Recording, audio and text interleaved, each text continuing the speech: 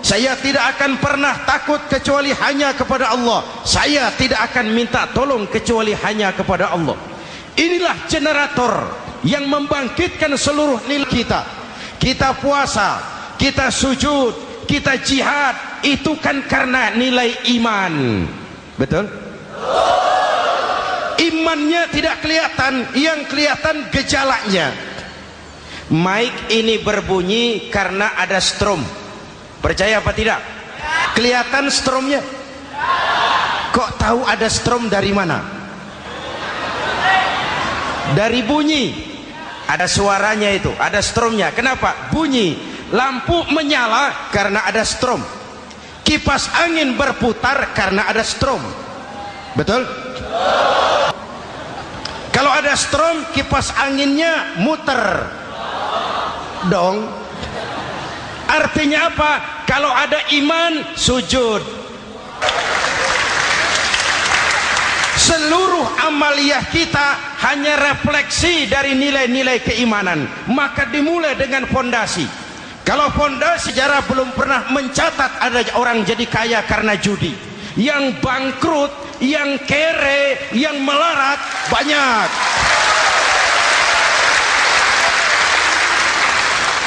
Makanya saya bersyukur di sini nggak ada yang judi.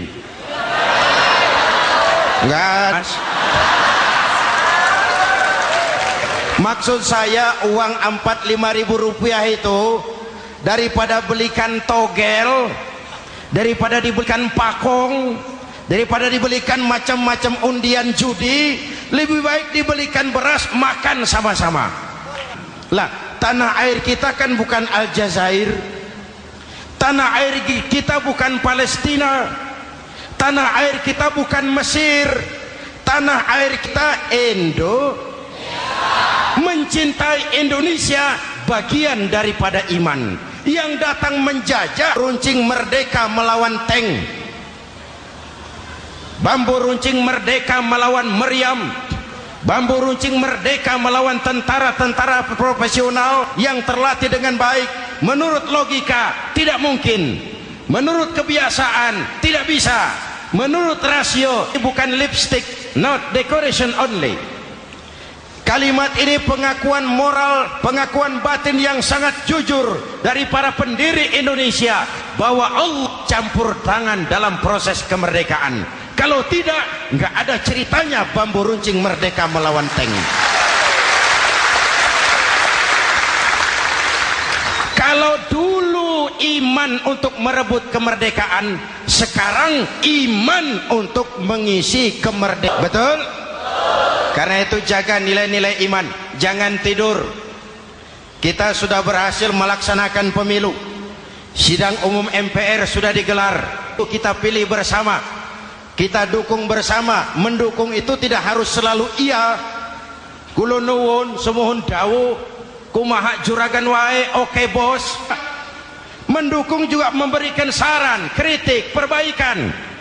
Kenapa? Di mana-mana di dunia ini kekuasaan cenderung mau menang sendiri. Karena itu kalau kita cinta kepada pemerintah, kita harus mengawasi jalannya pemerintahan kita ini. Tak sekali bingung malaikat. Kembali kita kalau sholat pakai bahasa masing-masing. Betapa ramainya masjid. Itu cermin Al-Mal'un. Itu negara adidaya, negara adikuasa, bersama-sama dengan Amerika menjadi jadi negara kecil berkeping-keping. Mimpi mengembalikan Soviet seperti dulu.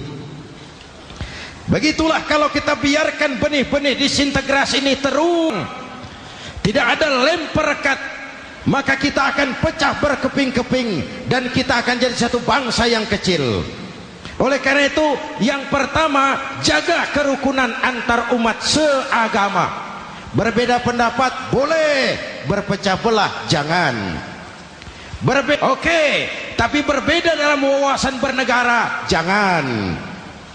Jujur saja, saya kemarin musim pemilu itu sudah agak pesimis melihat. Batin saya menjerit, ya Allah, kenapa umat jadi begini? Kenapa umat harus terkotak-kotak? Terlalu banyak partai-partai Islam. Beberapa hari yang lalu ada kejadian yang mengenaskan di Jakarta Timur, Cipayung. Peristiwa penyerbuan Yayasan Dolos.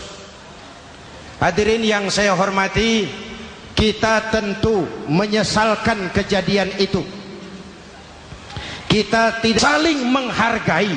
Jangan melakukan kamuflase. Jangan melakukan tindakan-tindakan yang rawan dan peka. Misalnya umat timbulkan kerawanan. Jelas? Maka yang besar jangan mau menang sendiri. Yang kecil harus tahu diri. Islam adalah solusi. Islam bukan ancaman. Yang hadir di sini bukan perusuh, bukan umat biang kerok. Ini umat yang cinta damai. Harap. Lalu yang ketiga, rukun antar umat beragama dengan pemerintah. Tadi kita sholat di sini, imam ada makmum, betul? Kalau makmum siapa saja boleh, mas. Tidak ada pemilihan makmum. Fikih itu ketat, kalau siapa saja, pak itu orang pemabuk itu, boleh jadi makmum. Suka mencuri pak, boleh jadi makmum. Bacaannya tidak fasih, boleh jadi makmum. Tapi tidak tiap orang boleh jadi imam. Kenapa? Imam mau mimpin orang banyak. Kalau dia bodoh, bagaimana nasib makmumnya? Ada karikatur di Medan, pernah kejadian. Anak kecil disuruh sholat sama ibunya. Kau, aku tak pandai sholat mak. Si Ucok rupanya ini. Satu di Republik ini. Ini reformasi kedua. Yang ketiga, reformasi menegakkan keadilan. Tanya, manusia dibedakan oleh warna kulitnya, manusia dibedakan oleh keturunannya. Beliau dengan tegas mengajarkan, innallaha la yanzuru, tidak melihat potonganmu. Allah tidak melihat hartamu.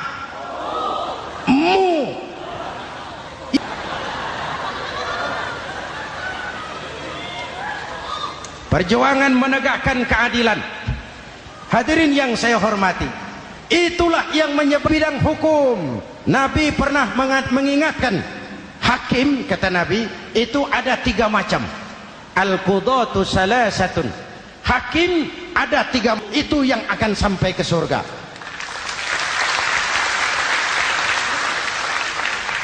Yang kedua, ada hakim tahu tentang kebenaran. Baca Quran dengan suara merdu, dapat piala. Yang mengamalkan Quran dengan konsekuen dapat penjara. Ya, lebih celaka lagi, ada hakim yang tidak mengerti tentang kebenaran lalu melaksanakan hukum dalam ketidakmengertiannya. Bodoh melanggar. Mau dengar? Pada waktu Umar bin Khattab radhiyallahu anhu menjadi khalifah, menjadi Amirul Mukminin, nggak mau pak, orang rumah saya cuma itu-itunya, saya bayar 2 kali lipat.